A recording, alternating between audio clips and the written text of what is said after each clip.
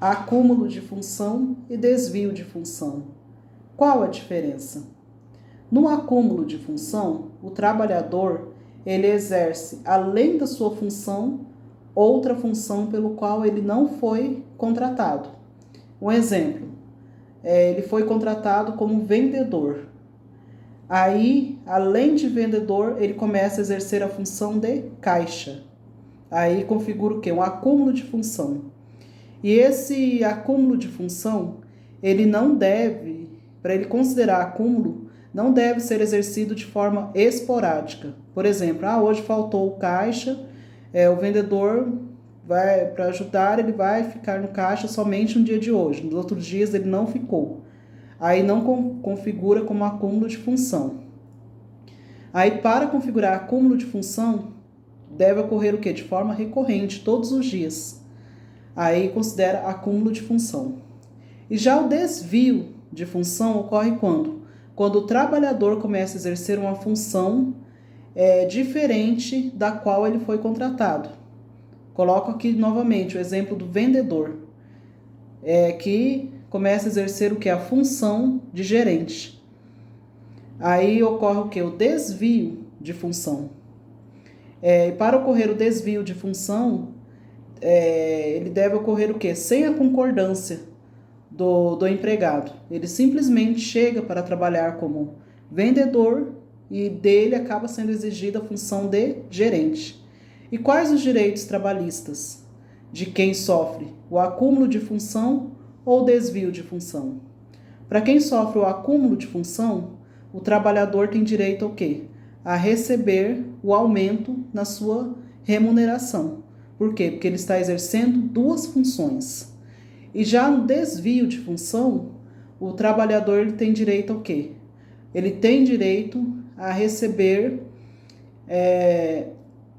um aumento salarial se nesse desvio, por exemplo, a pessoa era vendedora e começou a exercer como gerente. Vai exigir o quê? Um maior esforço, o grau da função que ele está exercendo é maior do que aquele que ele foi contratado. Aí, nesse caso, há direito ao aumento salarial.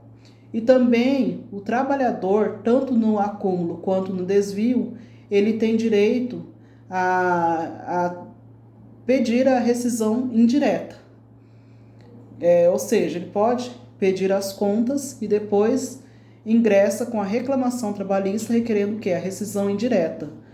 Porque o artigo 438 da CLT coloca o quê? Como hipótese para rescisão indireta quando o trabalhador começa a exercer serviços alheios ao qual ele foi contratado. Aí dá o direito ao quê? A rescisão indireta. O que é a rescisão indireta? É uma ação judicial para que o empregado ele tenha os mesmos benefícios que ele teria se ele fosse demitido pelo empregador sem justa causa. Por exemplo, você pede demissão justamente por conta disso. Aí, a princípio, sua demissão será o quê? A pedido do trabalhador. Aí você receberá as verbas rescisórias como se você tivesse, por livre e espontânea vontade, pedido sua demissão.